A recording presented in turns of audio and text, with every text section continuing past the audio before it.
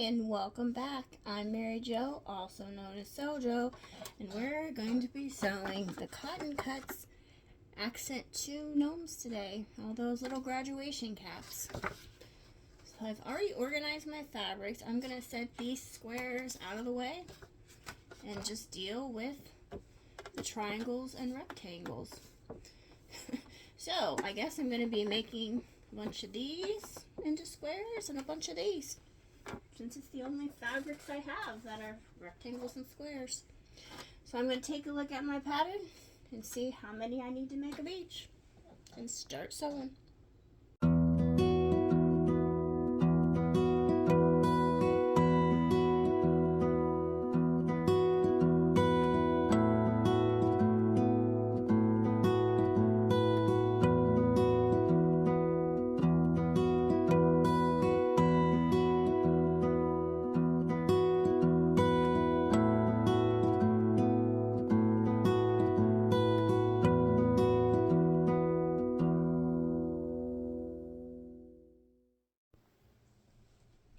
So I'm done sewing all of my half square triangles and rectangles together into squares. So now I'm just going to press these open using my pressing stick and my cordless iron.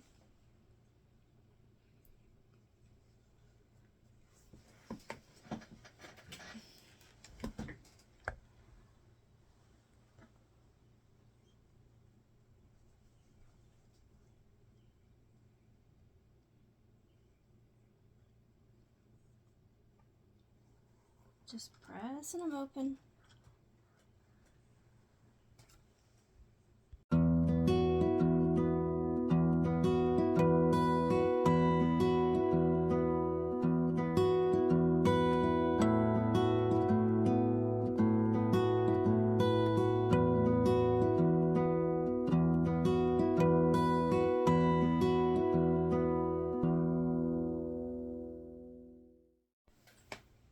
So I have everything pressed open, and now I'm just going to start laying these out and start pinning.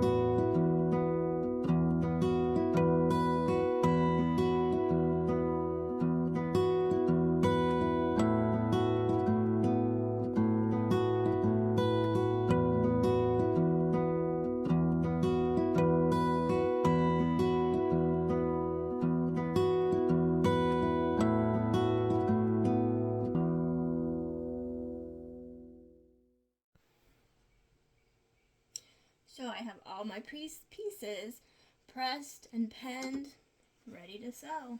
So I've got them all stacked up here.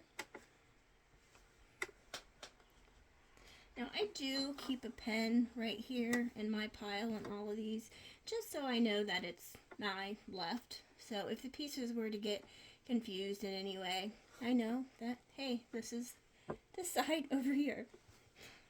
So I'm going to go ahead and sew all the way down, one column at a time, into that web piecing, and then I do not break my threads. I leave my threads attached.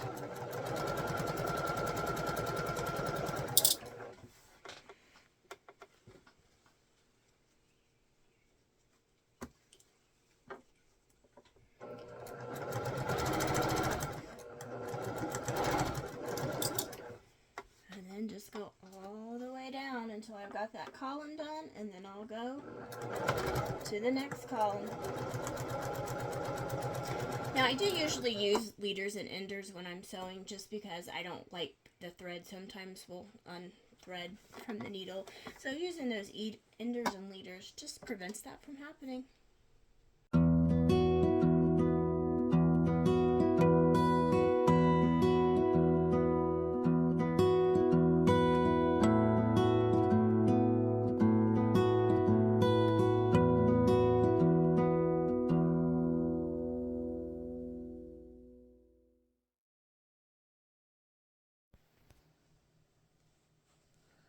So I've got all of those columns sewn. Now I've got this laid facing down on my pressing mat so I can start ironing in alternating directions. So I'll press this way and then that row that way, and then I'll pin it all together.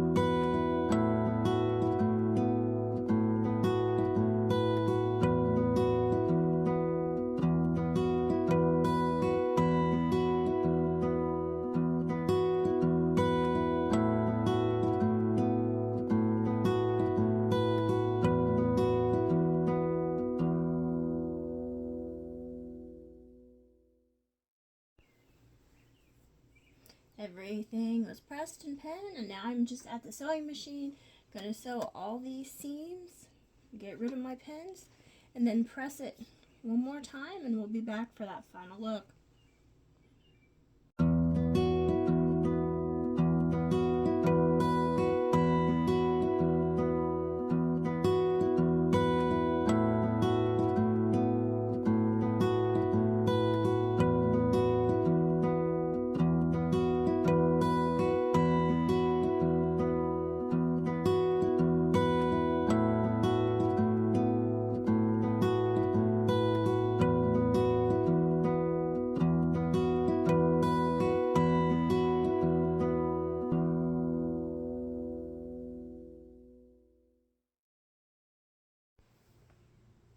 So I am back over here to press this all out, but if you noticed when I was sewing, I had this graduation cap sewn wrong. So I had like 2 flying geese units. This one was flipped the wrong way, so I had to rip it out, sew it again. So now I'm ready to press.